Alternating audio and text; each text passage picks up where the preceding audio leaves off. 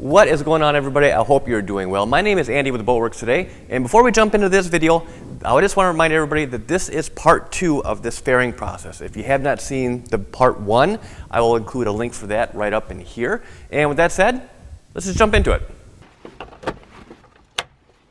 So to bring everybody up to speed, this is the second coat of fairing that I laid down from the previous video. And to get started with the sanding process, I'm going to start out using this electric version of the longboards. Primarily because I want to save my shoulders for the real longboards a little bit later in this video. Now this particular electric sander that I'm using again is made by FlexiSander, and as far as the dimensions on it, it's roughly 16.5 inches long and almost 3 inches wide. So for getting the initial shape of this deck established, this is going to work out really well, especially for this size area.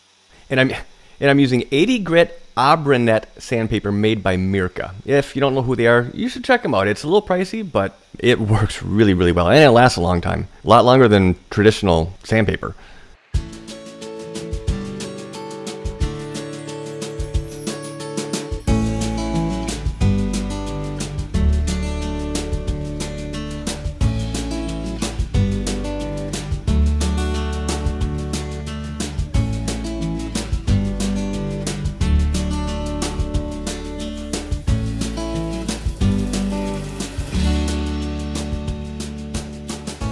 So with the bulk of the sanding done using the power sander, now it's time to switch over to something a little bit longer and a little bit wider.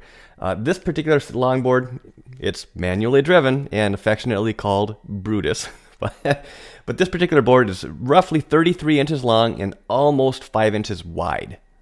So here again, I'm using the same 80 grit Abranet sandpaper. And this thing will give you a workout. This board does what it's supposed to do very well, but you will know the following day that you had a little bit of a workout at the gym.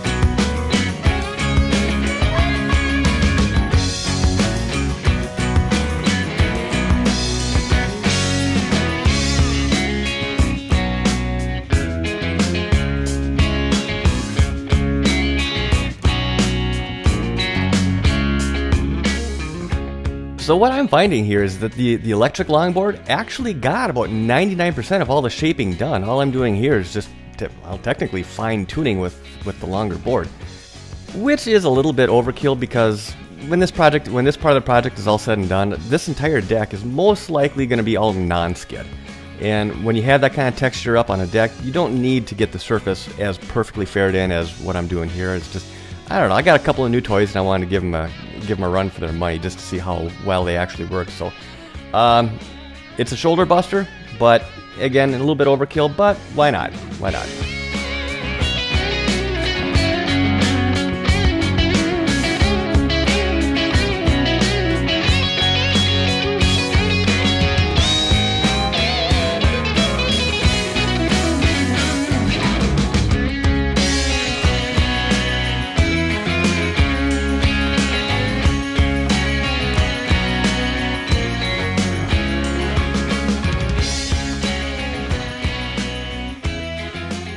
Okay, my shoulders told me that I was done sanding, so let's do a quick little cleanup and then I'll give you a zoom in shot of kind of how the surface actually looks.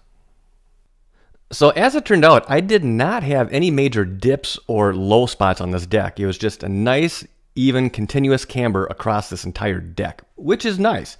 But I did have these little spots like this, which, yeah, that's not too bad, but there were probably 30 or 40 little spots like this. So rather than spending the time of trying to sand them out and removing a whole lot more material, which there isn't much on there right now, I'd say the total thickness of the fairing it's less than 1/8 of an inch at its thickest. So rather than spending a lot more time sanding, I'm just going to mix up another small batch of thickened epoxy and fill these in. Now, before we can do that, I do want to go through and I need to prep all of these areas because you can't lay epoxy over top of an area that has not been sanded at all. So we're going to do a little bit of hand sanding, and then we're going to wipe these areas down with, actually this time it's going to be acetone. One thing that I like to do just to make sure I don't accidentally miss a spot is to go ahead and circle them with a pencil. Don't use a marker or a pen, but a pencil works perfectly fine. It's easy to see, and it won't, cause you any grief down the road. As long as I'm going to be mixing up another batch of thickened epoxy, I might as well go ahead and fair this area in as well. Now, if you remember, this is the location where I used the Total Boat Thixoflex, basically flexible epoxy, to go ahead and take care of these stress cracks.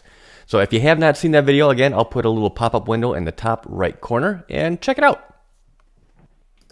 So speaking of thickened epoxy, here again, I'm going to be using Total Fair made by Total Boat. Now, if you're interested, I will have a link down below in the description on a way that you can order this or any of the other Total Boat products. It is an affiliate link, so your purchase would help to support this channel. So if you decide to use it, I appreciate it very much, and thank you.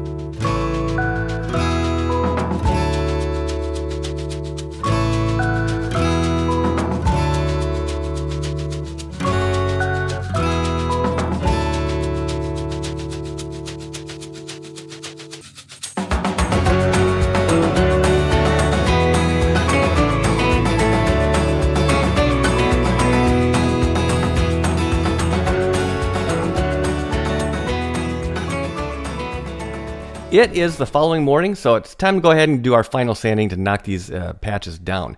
Now, since these spots are relatively small, I'm not going to bother breaking out Brutus. I'm just going to take care of all of this with the electric sander.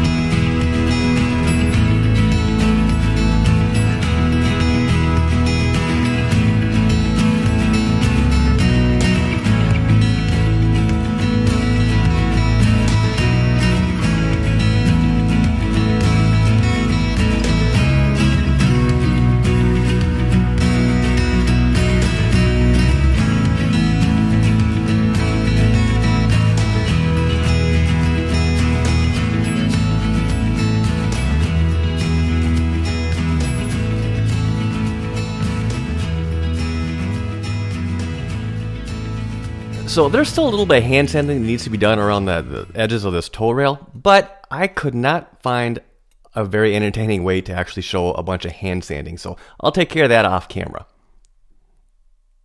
But overall, I would say that this deck turned out absolutely fantastic. If you agree, hit that like button. Let me know what you think. And on that note, I think I'm going to wrap this video up so that we can move on to other things. So I hope you enjoyed the video. If you did, please hit that thumbs up button and leave a comment. Let me know what you think. If you thought there was something I could have done a little bit differently, I'd be kind of curious. There's a lot of people that watch this channel that also work on boats for a living. So if you have any other constructive comments, please go ahead and leave those in the comments down below. And until next time, Well, thank you for your time, and thanks for watching. This has been a Boatworks Today production.